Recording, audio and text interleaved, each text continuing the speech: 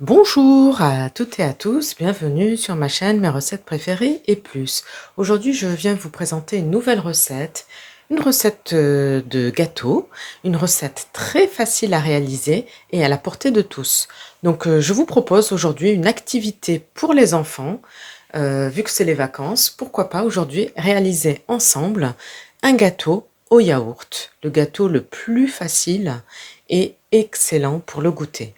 Donc pour réaliser cette recette, vous aurez besoin de 3 œufs, un pot de yaourt nature, et ensuite avec ce pot, une fois qu'on l'aura versé dans le saladier, on va utiliser une mesure, donc un pot de sucre, un pot d'huile, 3 pots de farine, un sachet de sucre vanillé, un sachet de levure chimique de 11 grammes. Alors moi pour le parfumer, j'ai choisi de le parfumer avec un zeste de citron et le secret, une cuillère à soupe de vinaigre de cidre. Voilà, la liste complète détaillée des ingrédients se trouve en barre d'informations ci-dessous, comme d'habitude. Comme je vous le disais, j'ai décidé de le parfumer donc avec un zeste de citron. Vous pouvez très bien remplacer le zeste de citron par ce que vous voulez. Des copeaux de chocolat, des pépites de chocolat, des noix, des raisins secs, vraiment des morceaux de pommes, vraiment ce que vous voulez. Écoutez, on va démarrer la recette. Alors, petite astuce qui va rendre la recette encore beaucoup plus facile. Pour les personnes qui ont un robot, alors moi j'ai choisi délibérément de ne pas prendre le robot pour que les personnes qui n'aient pas de robot puissent faire quand même la recette. Sinon, si vous avez un robot, vous mélangez tous les ingrédients ensemble, un coup de robot et la pâte est prête. Donc nous, on va le réaliser à la main comme faisaient nos grands-mères. Donc, étape par étape, on va faire la recette ensemble. Alors, dans un premier temps, on va prélever le zeste d'un citron, donc un citron bio de préférence, ou un citron non traité, hein. Donc, on prélève le zeste.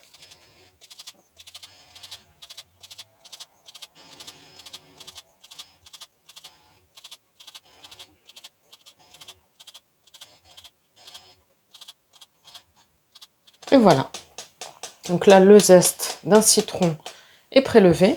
Vous pouvez également mettre le zeste d'une orange, hein, si vous voulez, pourquoi pas. Alors ensuite, on va verser donc le pot de yaourt, puisque c'est ce qui va nous servir de mesure pour tous les ingrédients. Donc on verse le pot de yaourt.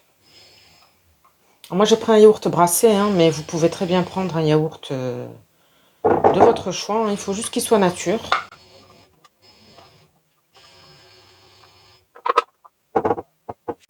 Donc là vous voyez le pot est complètement vide.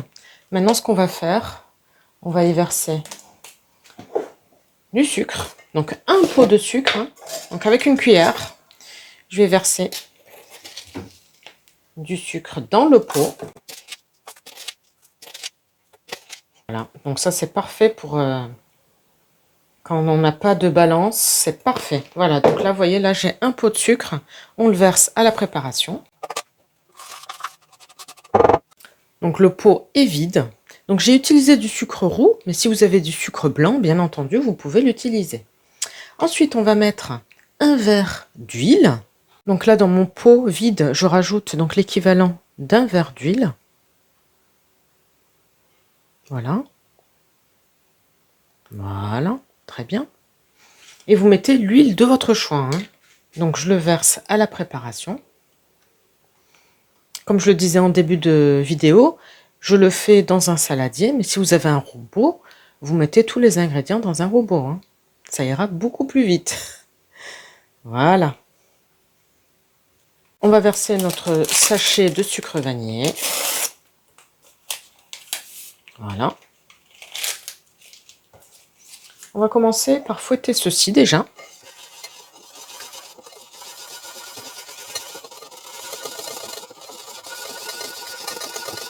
Alors ensuite, on va casser les 3 œufs.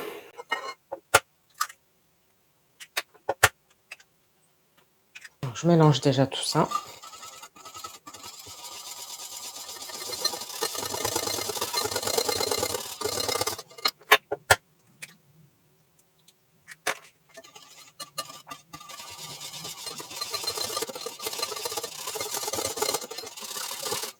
Alors ensuite, on va ajouter une cuillère à soupe de vinaigre de cidre.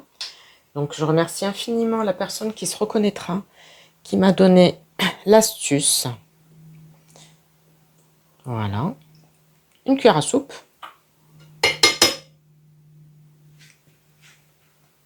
Maintenant, il ne reste plus qu'à rajouter la farine et la levure. Donc pour la farine, 3 pots de farine. Donc je vous montre. On remplit le premier pot. Voilà. Pour info, la farine est tamisée, hein. Donc moi, elle est déjà tamisée. Vous, je vous conseille de la tamiser avant de rajouter la farine dans le saladier. Donc premier pot.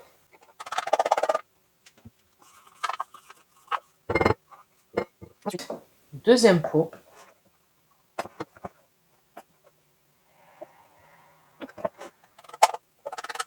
Et maintenant, je vais rajouter le troisième pot et on se retrouve juste après. Et voici donc le troisième pot qu'on va verser. On racle le tout à la spatule. Et on va venir ensuite ajouter la levure. Voilà, le pot là maintenant, on n'en a plus besoin. On peut le jeter maintenant.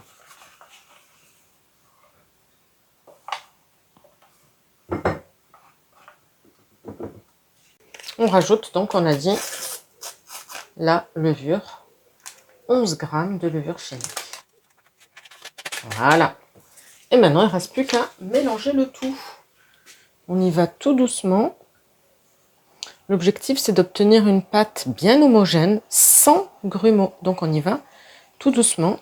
On se met au milieu comme ça. Et on mélange en faisant des petites rotations. Voilà. Voilà. Donc, je réalise cela petit à petit jusqu'à obtenir une pâte bien homogène et fluide, sans grumeaux. Et on se retrouve pour vous montrer le résultat final. Voici donc ce qu'on obtient. Donc là, je retire le fouet. La pâte, elle est vraiment belle. Donc voici ce qu'on obtient. Vous avez vu, la pâte, elle est très belle. On va la mettre de côté.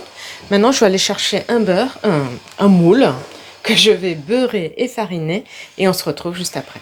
Alors, voici donc le moule que j'ai choisi pour réaliser ce gâteau au yaourt. Donc, c'est un moule à Savarin. Après, vous pouvez prendre un moule à manquer, un moule à cake. Vous prenez le moule de votre choix. Donc, je l'ai bien beurré et fariné. Vous pouvez prendre même un moule à silicone, hein, si vous avez. Donc, le moule de votre choix. Maintenant, je vais préchauffer le four à 180 degrés, chaleur tournante. Je vais verser la pâte dans le moule et je vais l'enfourner. Donc là, je préchauffe le four et on se retrouve juste après. Donc là, le four est en train de préchauffer à 180 degrés, chaleur tournante. Voilà, donc là, il est prêt. Là, le moule, je viens donc, la pâte du gâteau au yaourt, je viens de le verser dans le moule bien beurré et fariné. Donc maintenant, on va pouvoir l'enfourner environ 30 minutes.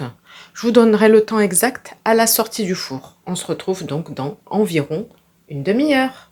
Voici donc notre gâteau au yaourt à la sortie du four. Il a cuit exactement 30 minutes à 180 degrés, chaleur tournante. Vous avez vu, il a bien gonflé, il est bien doré.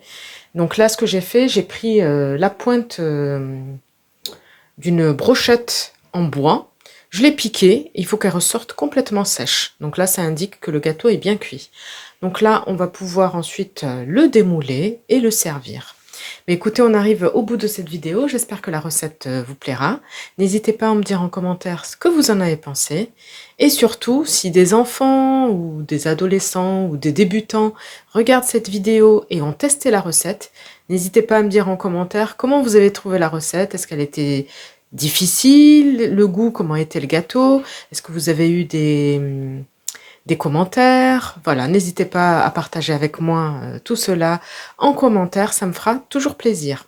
Mais écoutez, on arrive au bout de cette vidéo, je vous souhaite une très bonne journée. N'hésitez pas à vous abonner à la chaîne si ce n'est pas encore fait, à liker les recettes que vous appréciez et activer la petite cloche pour être sûr de ne pas rater les prochaines recettes. Bye bye!